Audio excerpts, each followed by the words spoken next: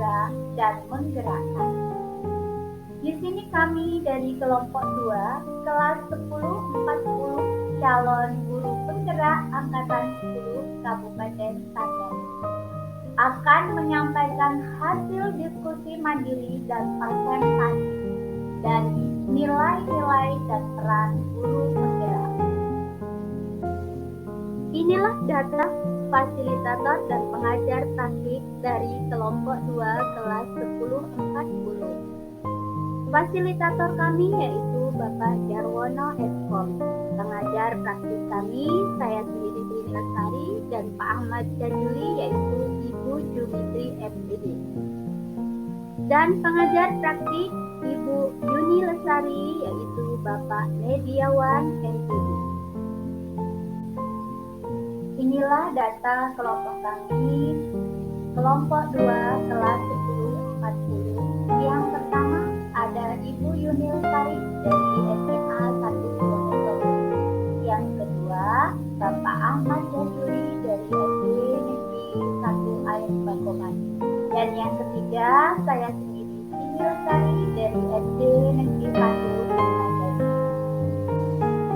Hasil dari diskusi kelompok kami setelah mempelajari modul 1.2 tentang nilai dan peran guru penggerak, kami dapat menyimpulkan tentang nilai-nilai guru penggerak adalah sebagai berikut: berpihak pada murid, mandiri, reflektif, kolaboratif, dan inovatif. Sedangkan peran guru penggerak adalah sebagai berikut. Yang pertama, menjadi pemimpin pembelajaran dengan baik. Yang kedua, menjadi coach bagi guru lain. Yang ketiga, mendorong kolaborasi. Yang keempat, mewujudkan kepemimpinan atau disebut startup agency. Dan yang terakhir, menggerakkan komunitas praktis. Dari nilai dan peran guru penggerak, kami mencari kekuatan yang ada di dalam diri pribadi kami masing-masing. Di sini yang pertama ada Ibu Yuni Lestari. Kekuatan nilai guru penggerak beliau adalah berpihak pada murid dan kolaboratif. Kekuatan peran guru penggerak beliau adalah menjadi pemimpin pembelajaran dan mendorong kolaborasi. Inilah foto-foto kegiatan beliau di sekolahnya. Untuk selanjutnya di sini, kekuatan nilai penggerak Bapak Ahmad Jajuli adalah berpihak pada murid dan kolaboratif. Kekuatan peran guru penggerak Pak Ahmad Jajuli adalah menjadi pemimpin pembelajaran dan mendorong kolaboratif. Inilah foto kegiatan yang ada di sekolah Bapak Ahmad Jajuli. Dan yang ketiga, saya sendiri. Kekuatan nilai guru penggerak yang ada di dalam diri saya adalah berpihak pada murid dan inovatif. Kekuatan peran guru penggerak yang ada di dalam diri saya adalah menjadi pemimpin pembelajaran dan mewujudkan kepemimpinan murid. Inilah foto-foto kegiatan yang ada di sekolah saya. Nilai dan peran guru penggerak yang kami pilih dan tema kegiatan yang dirancang. Nilai dan peran guru penggerak yang kami pilih adalah berpihak pada murid dan mewujudkan kepemimpinan murid. Tema kegiatan kami adalah yang pertama, rancangan kegiatan yang berpihak pada murid terhadap pembelajaran. Kami memilih pembelajaran berdiferensiasi untuk proyek penguatan profil Pancasila, yaitu fase A kelas 1 dan kelas 2. Untuk tema kegiatan kelima, yaitu gaya hidup berkelanjutan. Untuk judul besarnya kami ambil ekobrik. Ekobrik ini adalah botol bekas aqua yang dikemas padat dengan plastik bekas yang bersih dan kering, sehingga ketika kita mau menghasilkan suatu produk bisa dibuat meja, kursi, dan yang lain-lain. Pembelajaran berdiferensiasi adalah definisinya pembelajaran yang disusun sesuai dengan minat dan gaya belajar murid yang berbeda-beda. Untuk gaya belajarnya, gaya belajar visual dibagi menjadi tiga. Yang pertama, visual, yaitu memanfaatkan penglihatan. Yang kedua, ada auditory, yaitu mengandalkan pendengaran. Dan yang ketiga, ada kinestetik, mengandalkan gerakan. Mengapa kami memilih pembelajaran berdiferensiasi? Alasannya, karena pembelajaran berdiferensiasi ini berpihak pada murid dan sesuai dengan gaya belajar murid, sehingga mudah memwujudkan kepemimpinan murid dan merdeka belajar. Ragam diferensiasi yang kami pilih adalah diferensiasi proses dan diferensiasi produk. Gaya hidup berkelanjutan. Peserta didik diharapkan memahami dampak aktivitas manusia, baik jangka pendek ataupun panjang, terhadap kelangsungan kehidupan hidupnya maupun lingkungan sekitarnya. Peserta didik juga membangun kesadaran untuk bersikap dan berperilaku ramah lingkungan, mempelajari potensi kritis berkelanjutan yang terjadi di lingkungan sekitarnya, serta mengembangkan kesiapan untuk menghadapi dan memitigasinya. Tema ini ditujukan untuk jenjang SD, MI, SMP, MTS, SMA, MA, SMK, MAK, dan sederajat. Rencana dan rincian kegiatan sesuai dengan nilai dan peran guru penggerak yang diterapkan di sekolah. Yang pertama adalah identifikasi belajar murid. Identifikasi belajar murid di kelas masing-masing dengan melakukan diagnosis awal tentang gaya belajar. Untuk murid fase A, kelas 1 dan kelas 2 bisa dilakukan dengan teknik wawancara langsung dengan murid. Murid fase B, C, D, E, dan F bisa dilakukan dengan cara mengisi angket gaya belajar. Setelah mendapatkan data diagnosis awal gaya belajar murid, kita lalu mengelompokkan murid sesuai gaya belajarnya. Dia masuk visual atau auditory atau kinestetik. Inilah contoh angket diagnosis awal belajar murid. Secara sederhana, Bapak Ibu bisa melakukan diagnosis sesuai dengan keadaan Bapak Ibu masing-masing. Yang kedua adalah guru merancang dan melaksanakan kegiatan pengenalan sampah sesuai gaya belajar murid. Yaitu di sini adalah diferensiasi proses. Yang pertama, gaya belajar visual. Siapkan video pengenalan tentang macam-macam sampah yang digunakan untuk membuang sampah tersebut.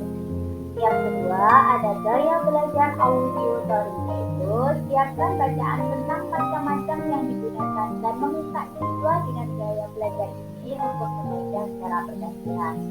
Yang ketiga, yaitu ada gaya belajar kinestetik, yaitu siapkan berbagai macam sampah dan tempat sampah yang digunakan untuk membuang sampah tersebut dan minta murid untuk mempraktekkan tempat sampah yang sesuai untuk membuang sampah tersebut.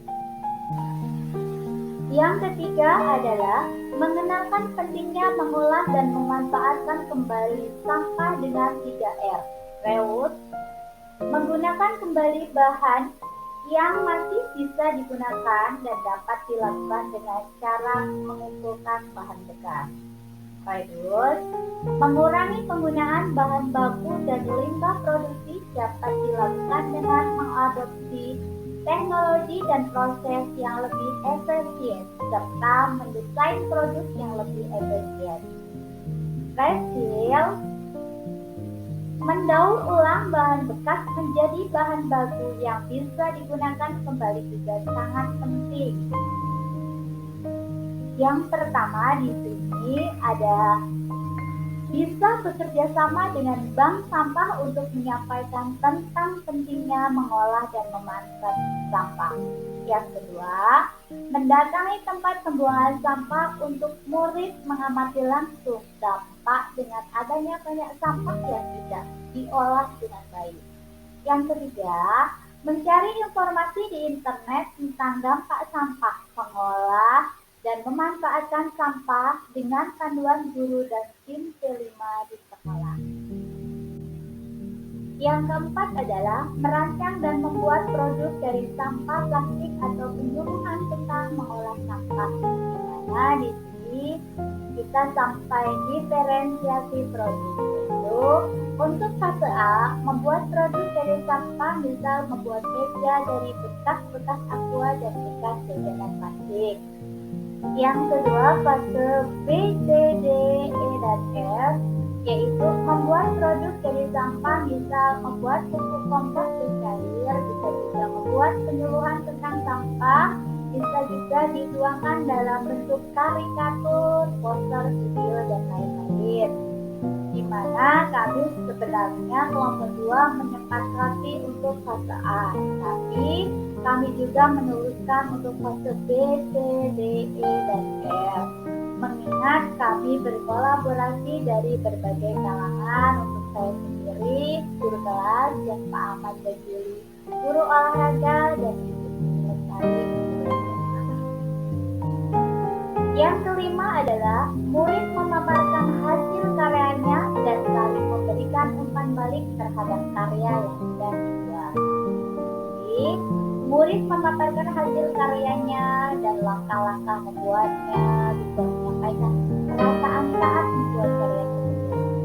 Guru dan murid memberi umpan balik ini untuk mengapresiasi hasil kerja.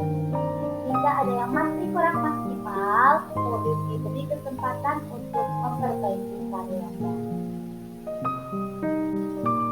Yang keenam adalah mengadakan gelar karya dan melakukan refleksi. Yang pertama, semua karya murid dipajang sebagai bentuk penghargaan atas hasil kerja murid. Yang kedua, orang tua diundang untuk bisa melihat dan mengapresiasi hasil karya murid. Yang ketiga, setelah gelar karya, guru dan siswa melakukan refleksi terhadap pembelajaran tentang sampah dan gelar karya yang dilakukan. Tanggapan dan pertanyaan dari kelompok lain. Yang pertama dari Bu Ana Wahyu Kusniati dari kelompok 3. Pertanyaannya adalah, apa saja tahapan-tahapan pembelajaran berdiferensiasi? Jawabannya, menentukan tujuan pembelajaran, memetakan kebutuhan belajar murid, yaitu kesiapan belajar, minat, dan profil belajar. Yang selanjutnya yaitu menentukan strategi dan alat penilaian. Pertanyaan yang kedua yaitu dari Ibu Purwanti dari kelompok 3. Pertanyaannya, sebutkan tips dan trik dalam pembelajaran berdiferensiasi. Jawabannya, memberikan stimulus positif, mengamati tingkah laku murid, memperhatikan tingkat kecerdasannya, memberikan ruang eksplorasi, dan memberikan dukungan serta motivasi. Dari hasil diskusi, kami bertiga menyimpulkan bahwa calon guru penggerak harus memiliki nilai dan peran guru penggerak untuk melakukan perubahan dalam pembelajaran. Yang kedua, guru harus selalu inovatif untuk memberikan pembelajaran yang berpihak pada murid. Yang ketiga, pembelajaran berdiferensiasi merupakan salah satu metode pembelajaran yang berpihak pada murid karena diterapkan sesuai dengan belajar murid. Itulah hasil diskusi dari kelompok 2 kelas 10 IPA 10. Saya Rini Lestari mengucapkan terima kasih, salam dan bahagia.